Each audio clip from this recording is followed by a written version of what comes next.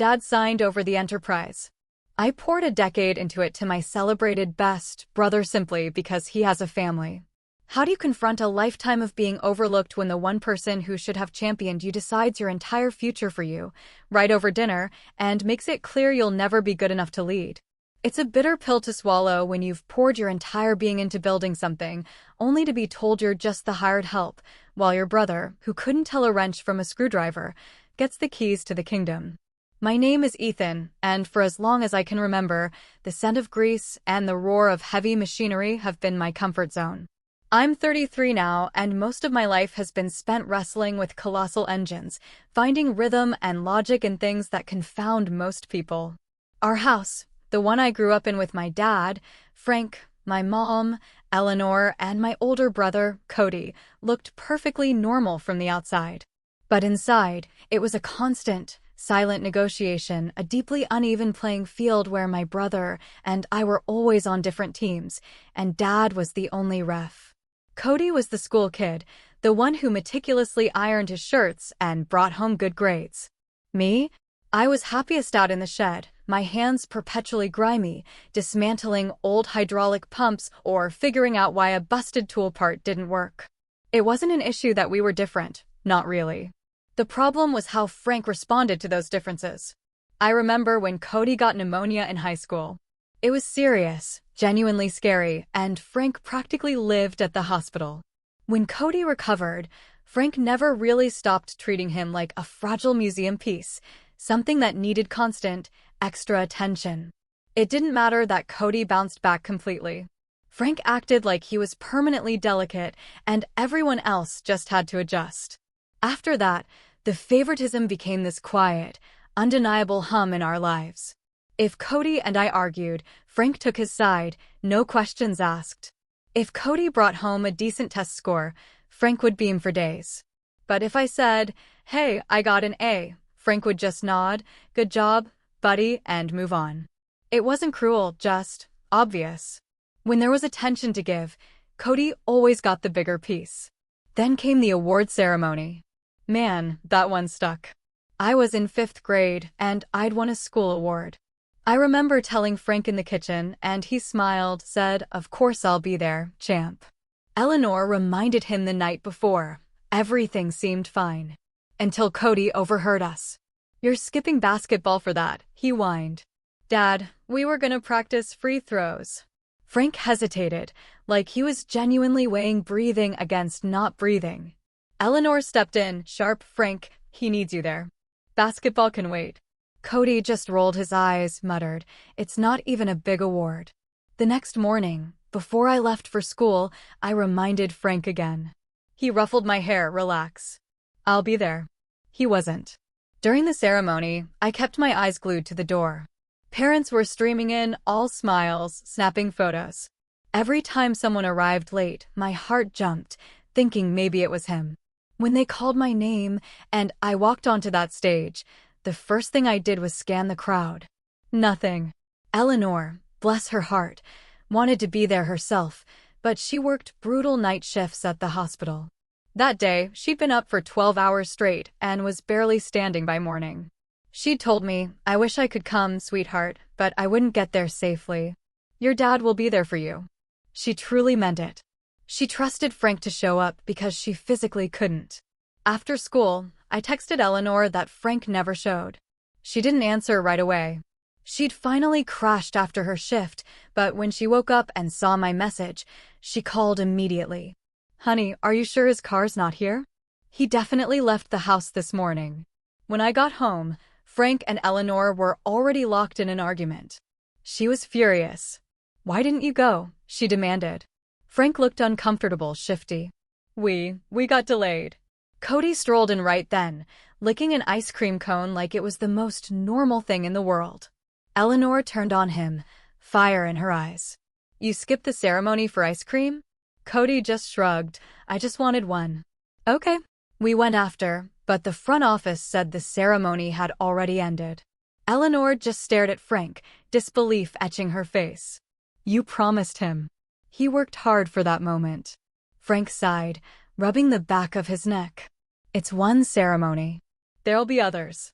I didn't think it mattered that much. That sentence, that single sentence, I didn't think it mattered that much, dug in deeper than anything else. Eleanor wasn't having it. It mattered to him, she snapped. You can't keep doing this, Frank. He just repeated, I didn't think it was a big deal. And the conversation died right there. Later, he came into my room, speaking quietly. Sorry, champ. We just lost track of time. He didn't sound mean, just casual. Too casual for something that had shredded me inside. I told him, it's okay, because at that age, I didn't know what else to say. But even then, some part of me knew it wasn't okay. Eleanor tried to fix the pattern, she really did, but nothing ever stuck. Frank always drifted back into the same habits, leaning toward Cody, giving him more patience, more attention, more excuses. The quiet truth I learned from all that was simple: Frank noticed me most when I was helping him, not when I needed him. If I was useful sweeping the shop, fetching tools, tagging along on equipment service calls, he'd talk to me. If I needed support, he'd just brush past it. I didn't break down or make a scene. I just tucked that moment away with all the others. I tried to shrug it off, the way kids do, but the disappointment settled deeper than I realized. And without knowing it at the time, that pattern became the foundation for almost everything that happened later. Even with all that childhood baggage, I never lost my fascination with mechanical work. Engines just made sense to me, even when people didn't. When I was a kid, Frank would take me to job sites or the workshop on weekends. He didn't call it bonding, he'd just say, if you're coming, grab the broom. And I'd tag along.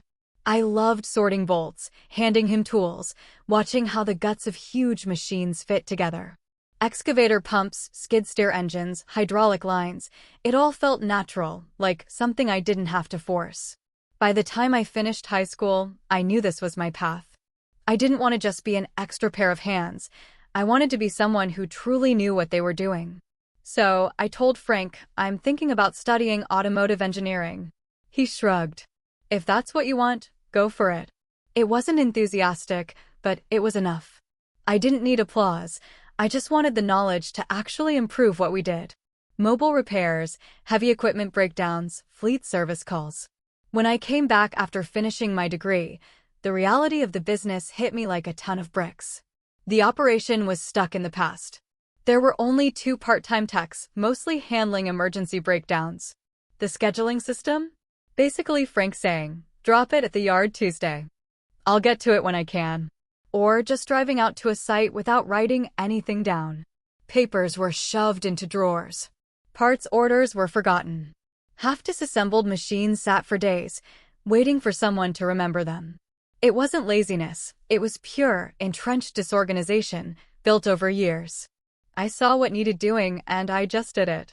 I made proper schedules. I actually returned client calls instead of letting them stew for 2 days. I started tracking parts orders, writing clear timelines on job cards, organizing the workflow so nothing got stuck in limbo. When we needed more help, I suggested we should hire another tech. Frank gave a half-hearted nod, if you think it's needed, like he didn't realize we were absolutely drowning. Sometimes he'd say, good call, or that helped, but he never looked at the whole picture. Office work wasn't his thing. If he wasn't under a dozer or rewiring a loader, he didn't consider it real work. Every now and then, Cody would pop in unannounced. He'd walk around with his hands in his pockets, looking at the machines like they were wild animals at a zoo. Could never do this, he'd laugh. I'd ruin all my shirts. Another time he said, man, how do you even remember what part goes where? Always that outsider tone. Not insulting, just completely disconnected. He'd leave after 10 minutes, good seeing you guys, like he'd visited an exhibit. I didn't let it bother me. I loved what I did. There were nights I stayed late because a construction company had a machine down and needed it ready for the morning shift. I never did it for praise. I just wanted the operation to run smoothly, and it did. Slowly at first, then all at once. Word got out that we stuck to deadlines. One rental equipment company, in particular, became our anchor. They weren't just a client, they were a steady stream of work that kept the trucks moving and payroll easy. When you have something like that, you don't even realize how much it's holding the whole place up. Clients appreciated that when they called, someone actually answered. They loved that I remembered their equipment and could tell them exactly what stage a repair was at. Techs liked having clear instructions instead of guessing what Frank wanted. We grew from 2 part-time techs to 5, then 7. On paper, we'd expanded, but we were still lean. No real dispatcher, no office manager, no one dedicated to keeping the workflow tight. The old yard office wasn't enough anymore, so we added another workspace. We bought more service trucks, upgraded tools, and built systems that made everything faster. Frank stayed mostly in the field or the workshop. If a client complimented the company, he'd smile and say, "Yeah, we've been working hard," without really thinking about why things were suddenly smoother. Cody came by less often as we got busier. When he did show up, he'd walk through and say things like, "Wow, looks like you guys expanded." Or, "Business must be good." He said it the same way someone talks about the weather. No curiosity, no connection. Meanwhile, I was putting in hours I didn't even track. Some days I went home utterly exhausted, but still felt like I'd done something profoundly worth doing. There were moments where I'd look around the busy yard or the full-service trucks and think, this is actually turning into something real. The growth didn't feel accidental. It felt earned. Client by client, system by system. And even though nobody ever sat me down and said, "This will be yours one day," I still believed it. Because the business already treated me like it was. Frank introduced me to clients as the one who runs the place. My name was on vendor accounts. I was the one signing off on parts orders, dispatching trucks, and fixing the mess when something inevitably went sideways. We never did paperwork. No titles, no clean succession plan. But functionally, I was already carrying the weight of an owner. So I assumed, eventually, the label would just match the reality. The divorce between Frank and Eleanor didn't crash in suddenly. It wore them down gradually. The kind of slow, relentless grind that eats at a household until nobody has the energy to pretend things are fine anymore. They argued about money, about Frank working too much, about him working too little, about how he talked to Cody, about how he talked to me. After a while, the arguments became so normal that the silence felt stranger than the noise. When they finally told us they were splitting, Cody and I weren't shocked. We'd been waiting for it silently, without admitting it. Once Frank moved out, he tried to reinvent himself. He started dressing younger. Tight shirts, shiny shoes, cologne that didn't quite match a guy who'd spent decades climbing in and out of service trucks. He'd show up to the yard in outfits that looked like he was heading somewhere expensive afterward. Half the time, he was. He'd say things like, "I'm going out tonight," even before finishing whatever equipment job he was working on. It was clear he wasn't just living alone. He was living like a bachelor who thought he was 20 again. Around that time, Cody's life took a different turn. He leaned hard into the office world, accounting, budgeting, talking about long-term planning, the way people do when they've never had to keep a dead machine running before sunrise. On paper, he looked like the responsible one. At the yard, he didn't even know where we kept the fittings. He got married to a woman named Renee. They had a small apartment in the city and talked about future plans, kids, a house, all the things he considered part of the normal adult path. A few months after the divorce, Frank introduced us to someone new.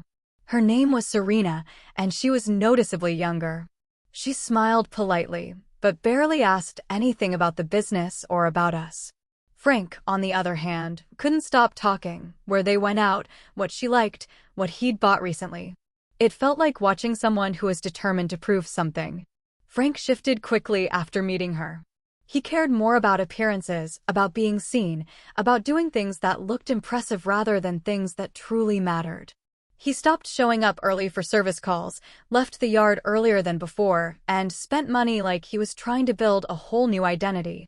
I noticed he talked less about hard work and more about enjoying life. Whenever one of the mechanics needed him for something, questions about a hydraulic pump, a mobile call-out, anything, he'd just say, "Ask Ethan," and disappear. Then one afternoon, Frank called both Cody and me. "I want you boys to come to dinner," he said. A proper dinner. Important stuff to talk about. Frank didn't do proper dinners. He barely planned anything. Hearing him talk that way made my stomach tighten a little. Cody felt it too. He asked, "Is everything all right?" And Frank just said, "Yeah, just come." The restaurant he picked wasn't his usual type. It was one of those places where they fold the napkins into complicated shapes. When Cody and I walked in, Frank was already seated, dressed like someone trying desperately to knock 10 years off his age. Serena sat beside him, scrolling through her phone, utterly detached. As soon as we sat down, Frank leaned forward, like he'd been waiting for this moment. "I wanted you both here because, well, Serena and I got married." Just like that. No heads up. No involving his sons. Cody blinked a few times, then managed, "When did that happen?" "Last month," Frank replied. "We kept it small." He didn't say we weren't invited, but it didn't need to be said. Before we could fully process that, Frank cleared his throat and switched topics, bulldozing right over our shock. "Anyway, I've also been thinking a lot about the future of the shop, planning ahead." Cody leaned back, trying to look relaxed. I stayed quiet, a cold knot forming in my stomach. Frank continued, looking at Cody first. "I've watched both of you build your lives. Cody, you've got a wife now. Responsibilities, things you need long-term stability for." Cody didn't correct him. He just nodded slightly. Then Frank looked at me. "And you? You're not married. No kids, no big commitments. So it makes sense for you to stay in your role while Cody takes on the leadership side." I couldn't help myself. "Leadership side?" I asked, my voice flat. "Yeah," Frank said, like it was the most obvious thing in the world. "He'll take over the business one day. You'll work under him. You've always been good with the hands-on stuff. Cody can handle the business end." Cody didn't say a word at first. He didn't defend me. He didn't question the decision. He just avoided looking at me, poking at his plate with his fork. It wasn't surprise on his face. It was discomfort. Like he knew enough beforehand to stay quiet. I tried to keep my voice level. "So, I'm not inheriting anything." Frank waved his hand like I was being dramatic. "Don't look at it that way. You'll still have a secure place. It's just about what makes sense. Cody has a future to support.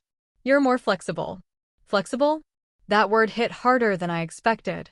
The rest of dinner blurred into small talk that didn't land. When Frank said, "Glad we're on the same page," neither Cody nor I responded. When I walked out into the parking lot, the air felt heavier than anything served at that table. For years, I'd treated the business like my future. But it turned out Frank had decided mine for me. Driving home after that dinner, everything felt muted. The road, the streetlights, the rumble of the engine. None of it registered the way it normally did. Frank's words played in my head like someone repeating a cold, hard fact instead of an argument. It didn't feel sudden. It felt like something he'd been building toward for years, and I had finally been slow enough to catch on. When I walked into Eleanor's house, she took one look at me and said, "What happened?" I told her everything, not dramatically, just the facts. She listened the way she always did, without jumping in or trying to frame it differently. When I finished, she let out a slow breath and said, "Ethan, you don't have to stay in a place that only sees what you can do, not who you are." It wasn't advice. It was a truth she'd watched unfold for a long, long time. I stayed there that night. We sat at her small kitchen table for a while, not talking much. She made tea and pushed a plate of leftovers toward me, the way moms do when they don't know how else to help. Being there made everything crystal clear. I'd spent 10 years building something with Frank. He'd chosen Cody long before that dinner. The only difference now was that he finally said it out loud. The next morning, I went to the yard early. Eleanor made me a quick breakfast and handed it to me before I left. "Do what's right for you," she said. No pressure, no guilt, just pure, unwavering support. When I got to the yard, I opened the office and started working through the week's assignments. A logging company had a loader down at one of their sites. I drove out and replaced the hydraulic lines myself. Another contractor needed electrical diagnostics on a stubborn excavator. I ran the tests, wrote clear notes, and updated the job sheet. Back at the yard, I organized the cluttered paperwork, labeled incoming parts, and made sure every active ticket had instructions. I wasn't walking away leaving a mess behind. Whatever happened next, I wanted the crew to have a fighting chance. When Frank arrived, I told him directly. I'm putting in my notice. He blinked once, then scowled. You're overthinking this. No, I said, my voice steady. I'm leaving. He waved a hand like he was shooing away a fly. You'll come back once things settle. Don't make this bigger than it is. He didn't ask why. He didn't ask what he'd done. He didn't ask what I was planning. It was exactly what I expected, annoyance, not concern. I'll finish out the week, I said. Everything will be handed off cleanly. Do what you want, he muttered, grabbing his tools and heading toward the workshop. I kept working. Eleanor texted once around lunch. How are you doing? I sent her a short reply. Finishing things up. She wrote back, I'm proud of you. It steadied me more than anything Frank had said that day. As the week went on, the cracks showed immediately. Cody tried stepping into tasks he didn't understand. A fleet manager called about a truck that needed urgent servicing, and Cody told him, we'll try to fit you in, without checking which service trucks were already out. A mechanic asked him a simple question about a parts order, and Cody said, just figure it out, because he didn't know how to read the job history. One of the techs pulled me aside. Who's supposed to dispatch field calls now? Ask Frank or Cody, I said. He frowned. Yeah, but who actually is? Cody struggled with everything, reading diagnostic notes, prioritizing jobs, talking to clients, approving repairs. He hesitated on decisions that needed 10 seconds. He rushed decisions that needed 10 minutes. None of it surprised me. He wasn't trained for this work, and he didn't understand how much time and detail went into each repair. By Thursday, I'd finished all my open service calls and organized the yard office so the next tech could follow the workflow. I brought the paperwork home to Eleanor's kitchen table that night to double-check it. She helped me sort through the piles, handing me job sheets and reading dates out loud. It wasn't glamorous help, but it meant a lot. You're doing this the right way, she said. That matters. On my last day, the mechanics gathered around more than usual. One of them said, it won't feel right without you. Another asked again, sure you don't want to stay? But my answer didn't change. I'm done here. Frank stayed in the workshop, pretending to be busy. He didn't come out to talk or even look at me. When I finally walked past him to leave, he said the same line he'd used all week. You'll be back. I didn't respond. I just walked out. Leaving wasn't about proving anything. It was about finally accepting that the place wasn't built to value me. And thanks to Eleanor, I understood that walking away didn't mean failure.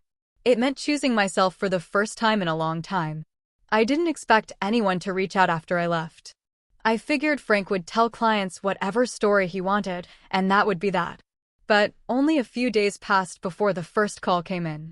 It was a foreman from a site we'd serviced for years. Hey, we tried calling the shop. You not there anymore? No, I left, I said. He paused. So, who's handling our machines now? Cody? I'm not sure. I'm starting my own mobile repair operation, I told him. He didn't hesitate. All right, we'd rather stick with you, Ethan. Loader's down. Can you come out this afternoon? After that, the calls started coming in steady. Different companies, same problem. That morning, Eleanor packed me a lunch before I left. You'll be moving around all day, she said. Small gesture, but incredibly steadying. Word spread faster than I expected. 3 fleet managers called that week, each with their own version of the same complaint. We called Frank and got the runaround. I gave the same simple answer. I'm starting my own mobile repair operation. They didn't care about the company name. They cared about who showed up, who communicated, and who got their machines running again. Downtime hurt them. They valued the person who prevented it. I'd spent years being the one who answered calls before sunrise, the one who remembered which excavator had wiring issues or which dump truck constantly blew hoses. Trust isn't complicated. It's consistency. And I already had that with them. Using my savings, I bought a used service truck. Eleanor came with me to pick it up. Looks right for you, she said as I loaded tools into the back. She wasn't wrong. It wasn't fancy, but it was mine. I stocked it with the essentials. Diagnostic tools, a small welder, hydraulic gauges, basic electrical equipment, and a crate of fittings and hoses. Not as equipped as the trucks at Frank's shop, but enough to get started. At Eleanor's kitchen table, I put together a simple booking system, just a spreadsheet with dates, job types, and client names. Then, I built a weekly plan, scheduled maintenance on certain days, open slots for emergency calls, and space for unexpected breakdowns. The first week, I handled 4 job sites. By the second week, the calls multiplied. In the trades, word moves fast. A reliable mechanic with his own setup is news that spreads quickly. One of Frank's old mechanics called one evening. "Heard you started your own thing," he said. "You need help?" "Not yet," I told him. He wasn't disappointed. More like relieved to have another option. "If you grow, let me know," he said. "This place is different now." He didn't need to explain. Another tech approached me later. "If you ever expand, I'd jump over," he said. "Things aren't running smooth there." I didn't comment. I wasn't trying to take anyone from Frank. People chose their environments on their own. More clients kept calling. One said, "I'd rather use someone who shows up when he says." Another told me, "You saved US days of downtime last year. We trust you." A third didn't bother with small talk. "What's your rate?" There was no drama, just practical decisions. Work built up fast. I realized quickly that consistent maintenance plans could prevent a lot of emergencies. I drafted simple outlines, monthly fluid checks, quarterly hydraulic inspections, seasonal electrical diagnostics, annual full service. A few clients signed on immediately. They liked having someone track what needed attention before it became expensive. By the end of the month, I wasn't trying to find work, I was trying to organize it. Contractors, fleet owners, and rental companies booked jobs steadily. They didn't follow me because they liked me more than Frank. They followed me because the person who kept their equipment running had left, and they weren't willing to gamble on someone else. One foreman summed it up perfectly. Doesn't matter what the company's called. It matters who shows up. Showing up had always been my thing. I felt steady. The business wasn't big yet, but it was real. Built on work I did myself, not on a family name. Clients weren't choosing sides. They were choosing reliability. And that was enough to keep me moving forward, one repair at a time. It didn't take long for word to get around that things at Frank's shop weren't running smoothly. I wasn't keeping tabs on them. I was too busy building my own operation. But in this industry, news travels fast. Foremen talked to other foremen. Mechanics talked to other mechanics. Nobody gossips on purpose, but people share what affects their jobs. The first sign came from a client who called me for a repair. "While I worked on his machine," he said, "we tried your old place first." They couldn't tell us when someone would come out. I didn't respond.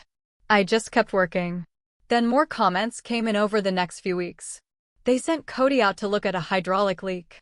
He stared at it for 10 minutes and said he needed to check the manual.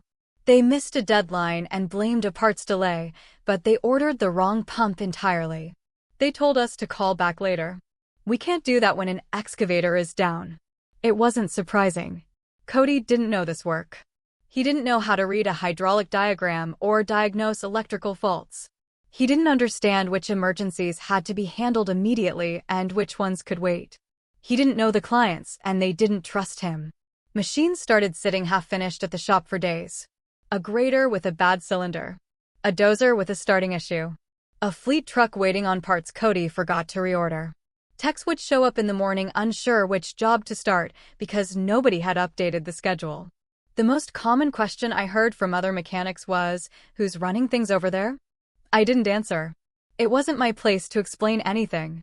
Construction companies began moving their contracts elsewhere. Not necessarily to me, but anywhere they could rely on. Downtime was costing them too much. Eleanor started hearing things too. One evening, she called and said, "I ran into someone who said Frank's having trouble keeping up with work." She didn't sound pleased or smug, just concerned. "I know you didn't want this," she added. "I didn't," I said. "You did everything the right way," she told me. "You left cleanly. Whatever happens now, it's not on you." I appreciated hearing it. Even if I knew it logically, having someone say it out loud mattered.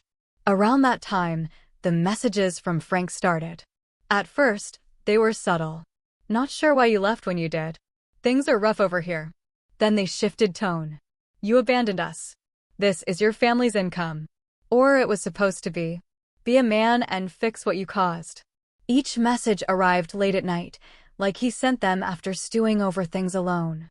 I didn't respond. He blamed the mechanics, the clients, the economy. He did not blame Cody. According to him, Cody was doing his best, and everything falling apart was the fault of everyone else. Frank hadn't taken responsibility in years, so I wasn't shocked. Meanwhile, Serena's name started coming up in conversations. A tech mentioned to me quietly, she's barely around anymore. She only shows up when Frank's handing her cash. Another person said, she looked annoyed the last time I saw her, like she wants out. Money tightening tends to reveal who's invested and who isn't. Frank didn't say anything about her directly, but the tone of his messages changed again. She's upset I can't take her places anymore.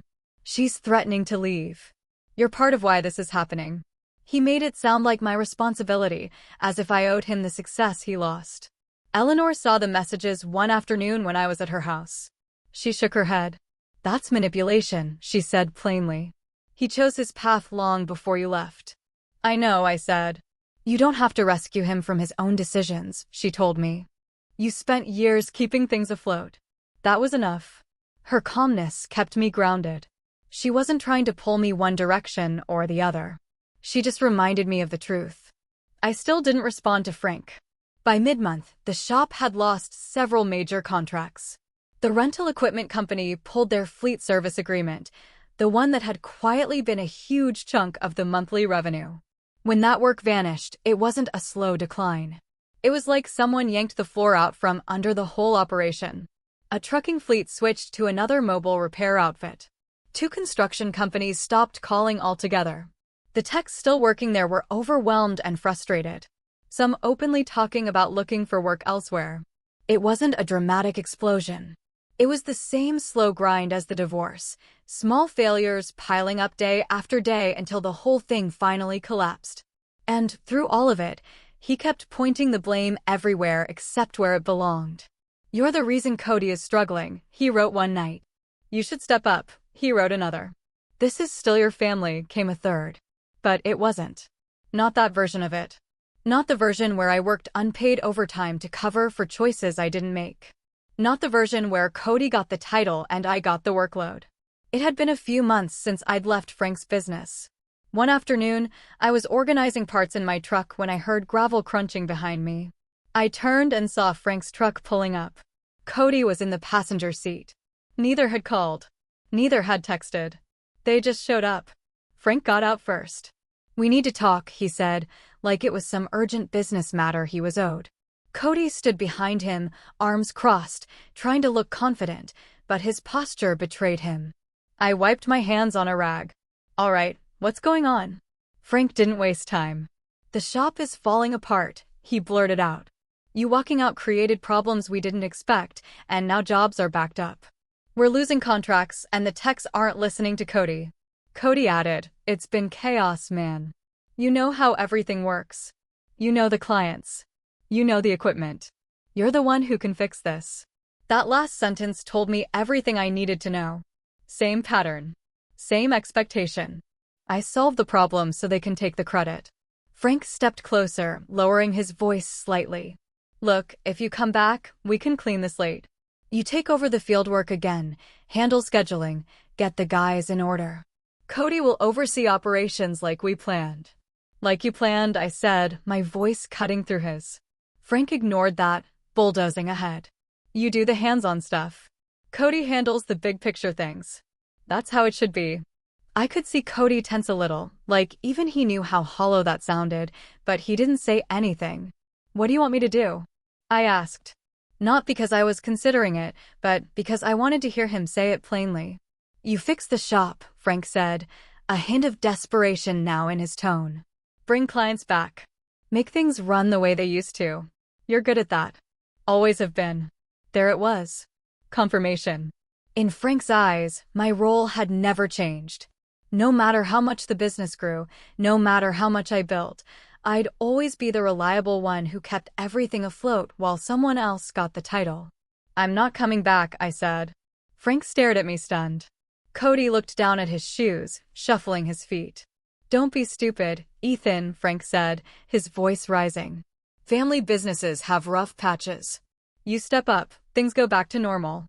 Normal wasn't fair, I replied, my voice steady. And it wasn't my future. Frank's voice hardened. You owe this family something. I don't owe you the rest of my life, I shot back. Cody muttered, so that's it? You're just done. I was done the minute you both expected me to work under you like nothing I did mattered, I said, looking him dead in the eye. Frank tried again, a desperate plea. We can make this right. Just come back. No, I said, calm and steady. I'm not saving something you broke. For a long moment, none of us spoke. Then Frank threw up his hands and stalked back toward his truck. This is on you, he said, his voice laced with venom. Remember that. Cody didn't say anything else. They drove off without looking back. That was the last time I saw either of them in person. Over the next few weeks, their messages shifted from pleading to angry to genuinely desperate. I blocked both numbers. From that point on, updates came through family friends. The business didn't just decline. It finally gave out. First, Frank tried to run it himself again, but the workload was too much. Cody attempted to manage from the office, but clients didn't trust him, and the techs didn't either. Equipment sat untouched for days. Deadlines were missed. Word spread quickly. Eventually, Frank sold the company, not for growth or retirement, just to get out from under the crushing debt. The buyers stripped the assets, rebranded the trucks, and let most of the staff go. Around the same time, Serena left. A friend said she took whatever money Frank had left. She wanted a lifestyle, they told me, and once the money slowed down, so did her interest. Cody went back to accounting a few months later. I wasn't surprised. He wasn't built for this line of work, and none of this had ever been his passion. Meanwhile, my business kept growing. Eleanor became a regular, comforting part of my routine again.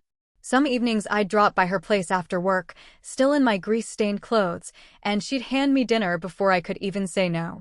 She'd ask how jobs went, listen without trying to solve anything, and remind me quietly, you earned this. And she was right. I hadn't built my business to prove Frank wrong. I built it because I finally had the room to do things properly. I built it because I wanted something stable, something real, something that respected the effort I put into it. One night, after finishing paperwork, I sat in my truck and looked around the small yard I rented. 2 service trucks, a toolbox that was finally organized exactly the way I liked. Work orders pinned neatly to a board. It wasn't extravagant. It wasn't massive. But it was mine. And for the first time in a long time, that felt like enough. What would you have done in my shoes? Would you have swallowed your pride and gone back, or walked away like I did? Let me know your thoughts in the comments below. I'm genuinely curious to hear what you think.